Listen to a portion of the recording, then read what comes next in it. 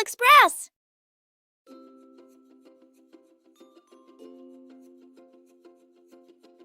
Hello, everyone!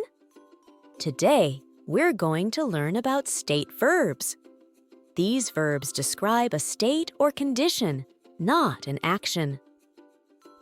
Let's go over some common ones like think, taste, smell, feel, look, and more. I'll also show you some simple examples to help you understand them better. Let's dive in. State verbs. Think is about what's happening in your mind. I think this book is interesting. I think this book is interesting. She thinks he's coming to the party. She thinks he's coming to the party. Taste describes the flavor of something. This soup tastes delicious. This soup tastes delicious. The fruit tastes sweet and fresh. The fruit tastes sweet and fresh. Smell refers to what your nose detects. The flowers smell wonderful. The flowers smell wonderful. That cake smells amazing. That cake smells amazing. Feel is used to talk about physical or emotional sensations.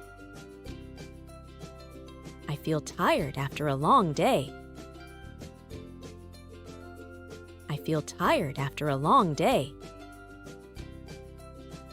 She feels happy about her new job. She feels happy about her new job. Look refers to appearance. You look great in that outfit. You look great in that outfit. The sky looks cloudy today. The sky looks cloudy today. Now it's quiz time. I'll describe a situation, and you have to guess which state verb fits.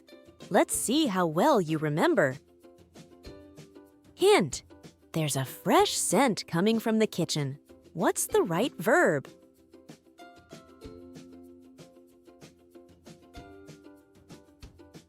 Hint: you believe that your friend is telling the truth. What state verb describes this?